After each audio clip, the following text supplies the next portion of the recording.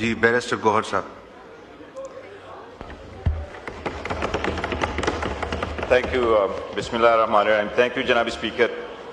मैं बड़ा मुख्तसर करूँगा। बताया गया मुझे कि हम शायद हमारा टाइम का ऑलमोस्ट कंप्लीट है। जनाब स्पीकर, आज इस ईवान की इब्तिदा हुकूमत और अपोजिशन बेंचों के अच्छे अल्फाज से नहीं हुई, और हम बारहा इस बात का जिक्र करते रहते हैं कि अपनी ज़बान पे और अपने गुस्से पे काबू करना चाहिए। ईवान में जब हम होते हैं और सारी दुनिया और हमारी फैमिली मेंबर्स उसको देखते हैं तो एक इम्प्रेशन क्रिएट हो जाता है कि यहाँ अवामी मसाइल पे बात होगी। जनाब स्पीकर, हमें एक रेड लाइन यहाँ खींचना होगा कि वो हम क्रॉस नहीं करेंगे as a leader of the opposition हो, चाहे या लीडर ऑफ द हाउस हो या उसके मेंबरान साहिबान हो। इससे न सिर्फ ये तलखी बढ़ी है, तनाव बढ़ा है, बस जनाब स्पीकर इससे नफरत बढ़ी है। इस हाउस को हमेशा एक अपनी जिम्मेदारी निभाना होगी। अचकज़ई साहब ने आदर दिन भी कहा कि इस ईवान को मजबूत करो। मैं इस बात का बरमला एतराफ़ करूंगा कि आज तो हुकूमत के साथ हाथ मिलाना एक घाटे का सौदा है, लेकिन हमने ये फैसला किया हुआ, अचकज़ई साहब ने ऐलान किया है कि इस ईवान की मजबूती के लिए, जमहूरियत के लिए, अवाम के बुनियादी हकूक के तहफ़्फ़ुज़ के लिए, आज़ाद अदलिया के लिए हम ताउन करेंगे और अनकंडीशनल ताउन करेंगे। जनाब स्पीकर, हम वज़ीर आज़म की स्टेटमेंट का वेलकम करते हैं, लेकिन बड़ा अरसा से ये मैटर पेंडिंग है। आज मुज़ाकिरात है, आज बात हो रही है, कल हो रही है, इसमें देर किस बात की है?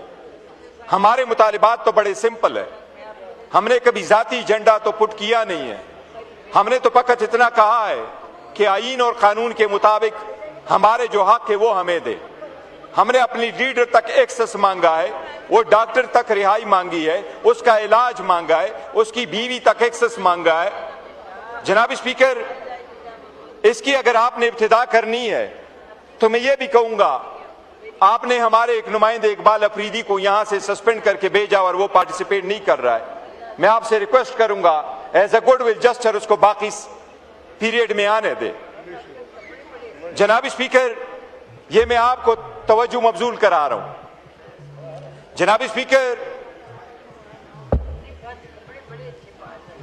स्पीकर, मैं ये अर्ज कर रहा था कि इकबाल अफरीदी साहब को आपने सस्पेंड करके यहां से भेजा है, फिर आपने रवैया रिस्पेक्टफुल तरीके से नहीं किया कि निकल जाए वरना मैं निकलवा दूंगा। जनाब स्पीकर, निकलवाने के तरीके सबको आते हैं, निकलवाने का तरीका अब हमेशा के लिए खत्म होना चाहिए। जनाब स्पीकर, मैं रिक्वेस्ट करूंगा कि बाकी मानदा पीरियड के लिए उसको आने दें ताकि वो अपना रोल प्ले कर सके, अपने अवाम का अपना पॉइंट ऑफ व्यू यहां बता सके। उसका इलाका खैबर बहुत ज्यादा इफेक्ट हुआ है, ट्राइबल ज्यादा इफेक्ट हुए हैं। जनाब स्पीकर, मैं जिनसे तवक्को नहीं कर रहा था कि वो ये बात करेंगे राना तनवीर साहब से, क्योंकि कोई कहता है वो फरिश्ते भी बुरा लिखते रहे जिन्हें कंधों पे बिठाए रखा, वो फरिश्ते भी बुरा लिखते रहे जिन्हें कंधों पे बिठाए रखा। हमारी तवक्को थी कि राना तनवीर साहब का अप्रोच बिल्कुल डिफरेंट होगा। उन्होंने अपनी तकरीर में तो रिमोर्स शो नहीं किया, लेकिन हमारे तरफ आए और हमारे शेर मुल्तान से उन्होंने माजरत की है और आतिफ खान साहब से की है। हम उसको एक्सेप्ट करते हैं। जनाब स्पीकर, गुडविल जस्टर हम पेश करते हैं, हम रिस्पेक्ट करते हैं। लेकिन एक बात बरमला में जरूर कहूंगा, शेखपुरा खान साहब का इमरान खान का है। इमरान खान शेखपुरा में किसी का मुकाबला नहीं करेंगे। हमारा विलेज कौंसल आप सब के लिए काफी है, कोई भी जगह प्लेस करो, हमारा विलेज कौंसल मुकाबले में आ गया। अगर आप जीत गए हम चले जाएंगे। जनाब स्पीकर, दो तीन चीजें ऐसी है कि जिस तरह MOU साइन होने जा रहे जुमे वाले दिन अमेरिका और ईरान के दौरान, और अल्हम्दुलिल्लाह पाकिस्तान ने अच्छा रोल प्ले किया है, हम उस रोल को सराहते हैं कि पाकिस्तान को एक मौका मिला मिडल ईस्ट के पीस लाने में अपना रोल अदा करे और शायद ये आगे स्टेप बन करके आजाद फलस्तीन की एक बुनियाद भी बन जाए। लेकिन जनाब स्पीकर, गर्व की में अपनी लड़ाई हो तो कभी आप इंटरनेशनल लेवल पे अपना रोल अदा नहीं कर सके। ये वक्त है कि हम MOU ना साइन करें सिर्फ बाकी दुनिया के साथ, बल्कि आपस में इन मुल्क के लिए, जमहूरियत के लिए, अपने हकूक के लिए हम एक मेमोरेंडम ऑफ कमिटमेंट साइन करें। जनाब स्पीकर, इस वक्त बात हो रही है बजट पे। मैं ये कहूंगा ये वक्त है कि हम वो मेमोरेंडम ऑफ कमिटमेंट साइन करें कि ये हमारे वो डेडलाइंस होंगे सवाम और अवाम के नुमाइंदों के दरमियान। Order in the house. जो मेंबरान इधर खड़े हुए हैं वो काइंडली लॉबीज में चले जाएं। ये इधर ये ऑनरेबल मेंबरान से गुजारिश है, लॉबीज में चले जाएं, ये इधर मुनासिब नहीं है। जी जनाब स्पीकर, 3 चीजों का मैं जिक्र करता हूं। ये मेमोरेंडम ऑफ कमिटमेंट जनाब स्पीकर इस वक्त की जरूरत है। हमें मेमोरेंडम ऑफ कमिटमेंट साइन करना होगा अगर हमने ये ईवान मजबूत करना है, जमहूरियत को दमाम बख्शना है, अदलिया को आजाद करना है और अवाम को बुनियादी हकूक देना है। जनाब स्पीकर, इस वक्त अवाम हमसे ये शिकवा नहीं कर रही कि उसमें गुर्बत बहुत है, लेकिन जनाब स्पीकर इस बात पे जरूर वो शिकवा कर रही है कि इसमें अमीर और गरीब में तफावत बहुत बढ़ गया है। वो अवाम इस बात पे शिकवा कर रही है। जनाब स्पीकर, मैं जो बजट पेश हुआ है, हम सारे अपोजिशन वाले यूनानिमसली उस बजट बिल को हम रिजेक्ट करते हैं और हम उसके बारे में मैं ज्यादा डिटेल में नहीं जाऊंगा। जनाब स्पीकर, हमारे जितने भी साथी है उन्होंने 1 बाय 1 उसके अदाद शुमार दिए हैं। इसमें कितनी महंगाई है, कितने कर्जे लिए, कितने वापस हुए हैं, कितने पॉलिसी है, सब कुछ भी जिक्र हुआ है। लेकिन मैं ये कहूंगा जनाब स्पीकर, जिस तरीके से आज आपने 3 मरतबा कहा है ऑर्डर इन द हाउस, जनाब स्पीकर, आईन के 2 आर्टिकल, सिर्फ 2 आर्टिकल इमरजेंसी के बारे में है, 2 आर्टिकल आईन में तरमीम के बारे में है।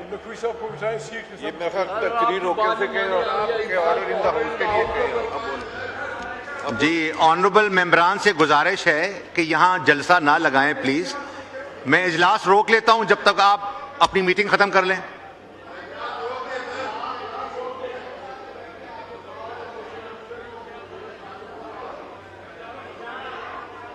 जी, तशरीफ रखें, यहाँ लॉबीज में चले जाएं प्लीज।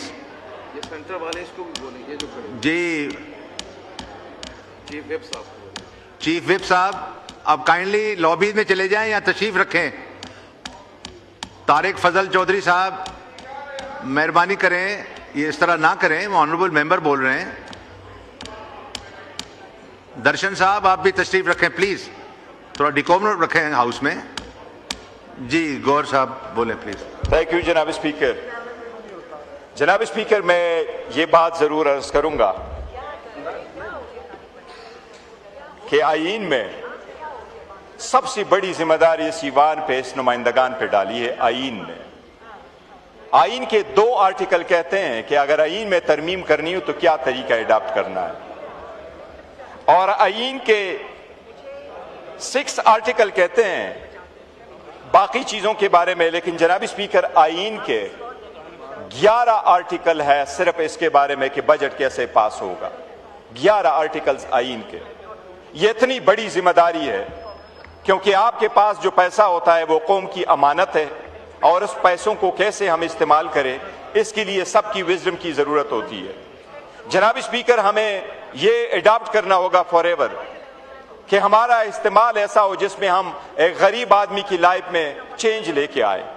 इस बजट को हम यूनानिमसली अपोजिशन की तरफ से रिजेक्ट करते हैं क्योंकि इसमें गरीब के लिए कुछ भी नहीं है। इस बजट को इसलिए रिजेक्ट करते हैं, इसके मैं आदाद शुमार पे नहीं जाता। हमारे मेंबरान साहिबान ने, मैं उनको हराज तहसीन पेश करता हूं, उन्होंने बेहतरीन तरीके से उसके आदाद शुमार रखे हैं। महंगाई कितनी है, बजट कितना है, उसके कितने कर्जे लिए गए हैं।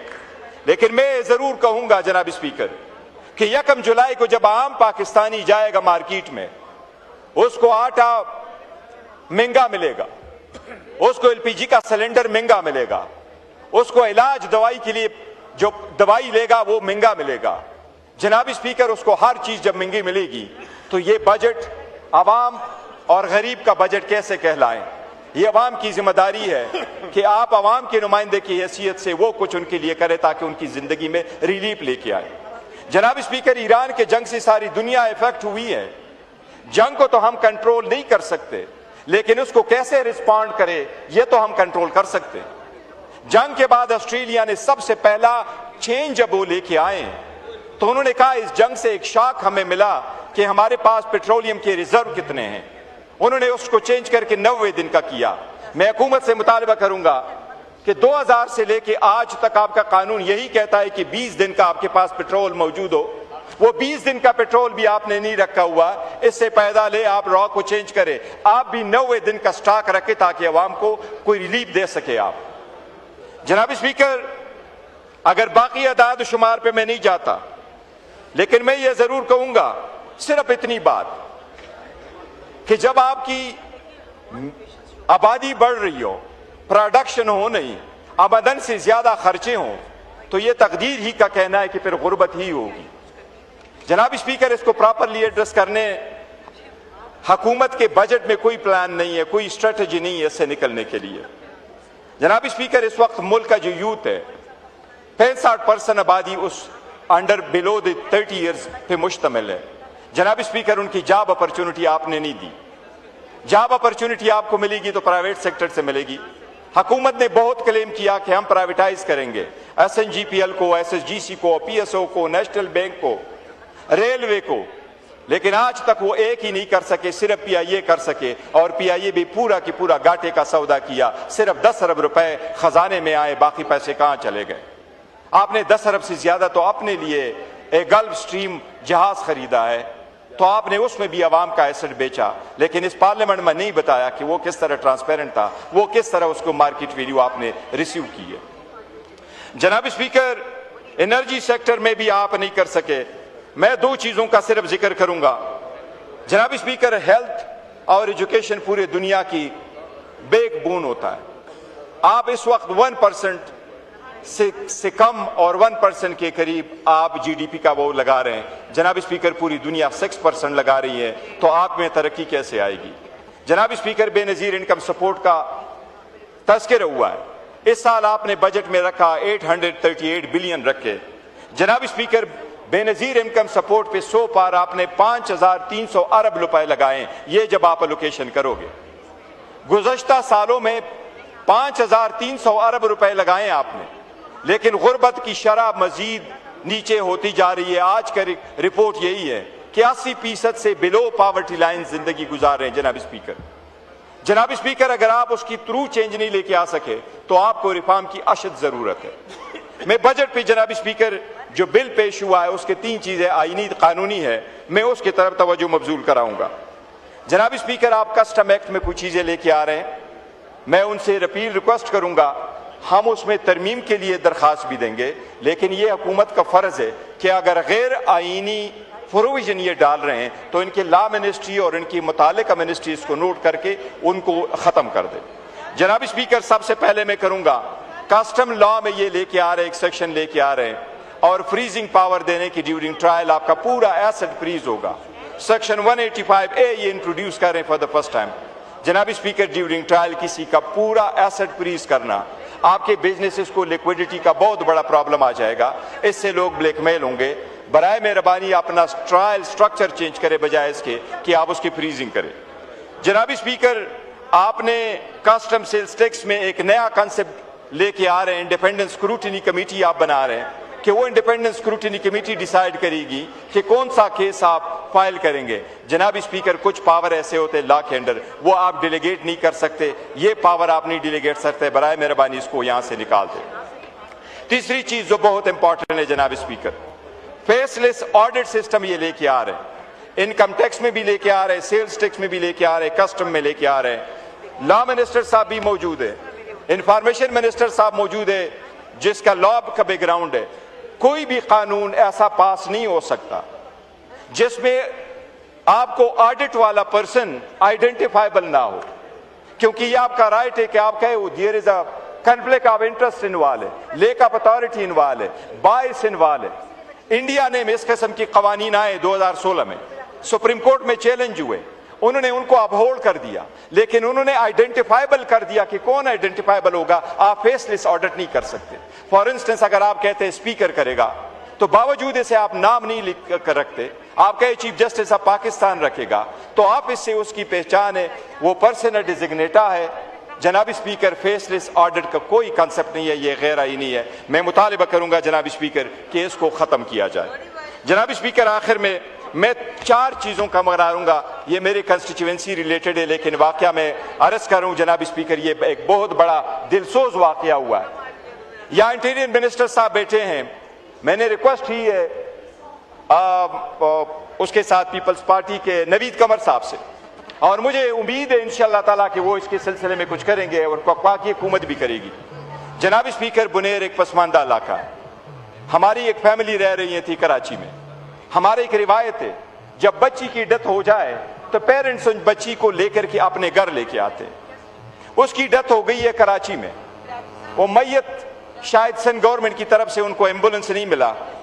उन्होंने 96,000 रुपए में एम्बुलेंस करके वो आए, लेकिन जब वो मीरपुर खास आए, वो शायद वहां कच्चे के डाकू हैं, लेकिन जब वो मीरपुर खास आए, जनाब स्पीकर, उस मैयत समेत उस फैमिली को लूटा गया। उनसे पैसे लिए गए, उनके जो आइटम्स थे वो लिए गए, उनसे पैसे लिए, उनसे मोबाइल लिए, और सबसे दुख की बात है कि उस मैयत के साथ जो अपना जेवरात थे वो जेवरात भी उन्होंने लिए। ये इंतहाई इंसानियत सोज वाकया हुआ है। जनाब स्पीकर, मैं नवीद कमर साहब के नोटिस में लेके आ चुका हूं। मैं उम्मीद करता हूं कि वो भी इस पे एक्शन करेंगे और पीपल्स पार्टी वाले इसको करेंगे। और मैंने उनसे रिक्वेस्ट की है कि मेरे बेआब से बिलावल साहब को रिक्वेस्ट करे, उस फैमिली को आप जरूर कंपेंसेट करें। उन्होंने वहां FIR किया है, उनको आप रिकॉर्ड पिलाएं। मैं वफाकी हुकूमत से एक और रिक्वेस्ट करता हूं। जनाब स्पीकर, जब अगस्त में फ्लड आया, बुनेर के 200 से ज्यादा शोहदा हुए, तो वफाकी हुकूमत ने हमें सिर्फ 20 चेक दिए थे।